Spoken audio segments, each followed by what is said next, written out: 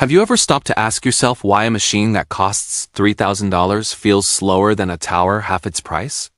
Before we dive into the cold, hard truth of the silicon world, take a second to join our community by subscribing to the channel. Your support allows us to keep deconstructing the myths of modern technology and helps you make decisions that actually serve your life. The gaming laptop industry is built on a very specific kind of marketing alchemy, turning heavy, power-hungry components into something light and portable. They sell you the idea of desktop-level performance without the desktop-level footprint, using names and numbers that suggest equality between the two worlds.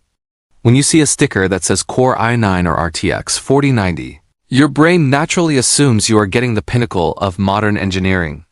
However, the reality is that the laws of physics do not care about marketing brochures or the aesthetic of RGB lighting. In the world of hardware, size is not just a physical attribute, it is a fundamental limitation on how much energy can be transformed into action. When we talk about the promise versus the reality of these machines, we are really talking about the tension between ambition and thermodynamics. A desktop computer is a cavernous space where air flows freely and components can drink as much electricity as they desire from a wall outlet. A laptop, by contrast, is a pressurized environment where every millimeter of space is contested and every watt of power is strictly rationed. This fundamental difference means that while the names on the box might look identical, the silicon living inside is living a very different and often much more difficult life. Understanding this gap is the first step toward reclaiming your power as a consumer and a creator in the 2026 digital era. If we look closely at the internal anatomy of these devices, we start to see that laptops do not simply shrink desktop parts. The RAM modules, known as SO-DIMMs, are physically smaller and often operate at different latencies to accommodate the tight quarters of the portable chassis. The motherboards are masterpieces of miniaturization. But this density comes at a steep price in terms of electrical resistance and signal integrity. Even the traces on the circuit board are designed with a different philosophy, prioritizing the prevention of crosstalk in cramped spaces over raw, unbridled throughput. It is a world where every component is forced to make a sacrifice for the sake of the silhouette. The central processing units, or CPUs, are perhaps the best example of this architectural divergence from their desktop siblings. A mobile CPU is not a desktop chip that went on a diet. It is a piece of silicon engineered from the ground up to survive in a low-oxygen environment. While a desktop processor might have the luxury of a massive liquid cooler and an endless supply of voltage, the mobile chip must be a master of efficiency. It is designed to wake up, perform a task with surgical precision, and then immediately go back to sleep to preserve the precious chemical energy stored in the battery. This dance of power management is what allows a laptop to function, but it also places a hard ceiling on what that chip can achieve. To understand why mobile CPUs exist, we have to look at the two non-negotiable masters that every laptop manufacturer must serve: power efficiency and thermal control. A battery is essentially a chemical bomb that we have decided to sit on our laps, and it has a very finite amount of energy it can release before it needs to be recharged. If a laptop used a true desktop CPU, the battery would likely be depleted in less than 20 minutes of heavy use. Manufacturers are forced to walk a razor-thin line between giving you the speed you crave and ensuring the device doesn't melt through your desk or die before you finish a single match. Thermal control is the second master, and it is perhaps even more unforgiving than the battery. In a desktop, you can attach a heat sink the size of a loaf of bread to pull heat away from the processor. In a laptop, you have a few thin copper pipes and a fan that is often no thicker than a stack of 5 quarters. Because heat has nowhere to go, the mobile CPU must be artificially limited in how much work it can do. If it ran at full capacity, the internal temperatures would quickly exceed 100 degrees Celsius, leading to permanent hardware damage. This leads us to the reality of performance trade-offs, which are often hidden behind layers of technical jargon. To stay within the safety zones of heat and power, mobile CPUs operate with significantly lower clock speeds than their desktop counterparts. Even if the chip is capable of reaching a high frequency, it can usually only sustain that speed for a few seconds before the heat builds up and the system forces it to slow down. This is known as thermal throttling, and it is the invisible hand that pulls back your frame rates just as the action gets intense. Performance in a laptop is not intentionally crippled, but it is carefully rationed to keep the system from burning out. Furthermore, the power budget, often referred to as the thermal design power or TDP, is much smaller in the portable world. A high-end desktop processor might easily pull 250 watts of power during a heavy gaming session. A high-end laptop processor is often restricted to less than 100 watts and frequently much less than that. With only a fraction of the energy to work with, the mobile chip simply cannot process as much data per second as its desktop equivalent. It is like comparing a marathon runner to a sprinter. Both are athletes, but they are built for entirely different types of exertion. However, it is important to realize that not all mobile CPUs are created equal, and the letters at the end of a model number tell a vital story.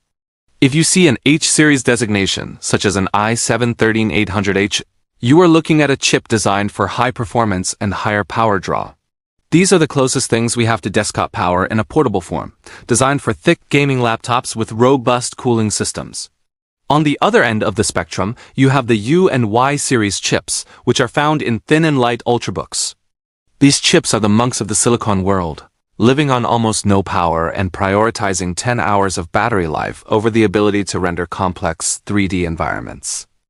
Knowing these designations is critical because they dictate what your experience will be like 2 or 3 years down the line. If you buy a laptop with a U-series processor expecting to play the latest AAA titles, you will be met with frustration and stuttering.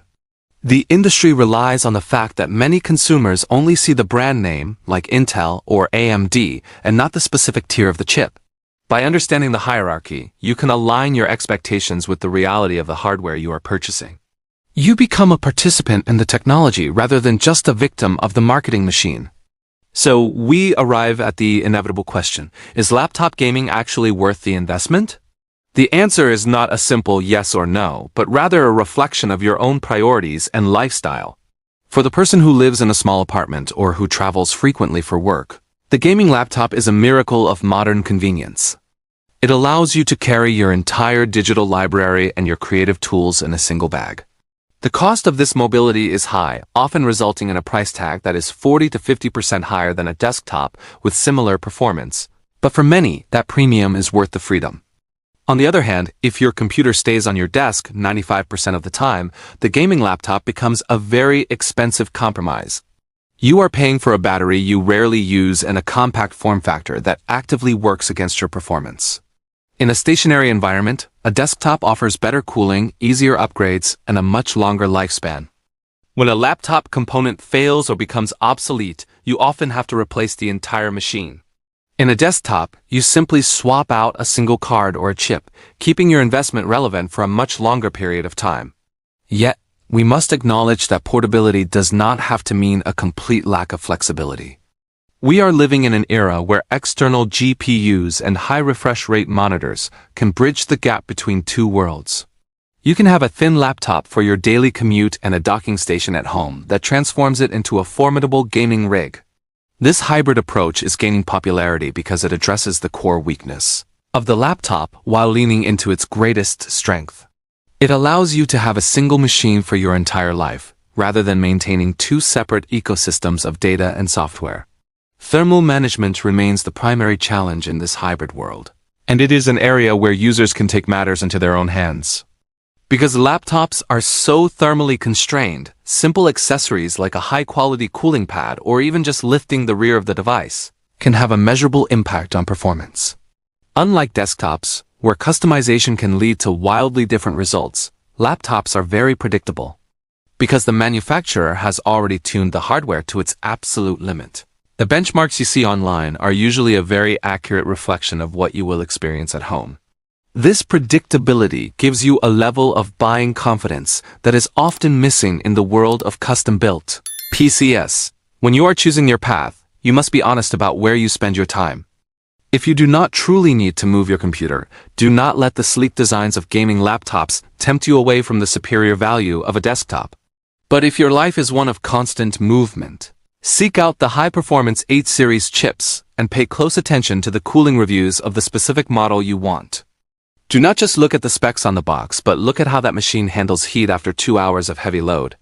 Your future self will thank you for the extra research when your laptop is still running smooth and cool years from now.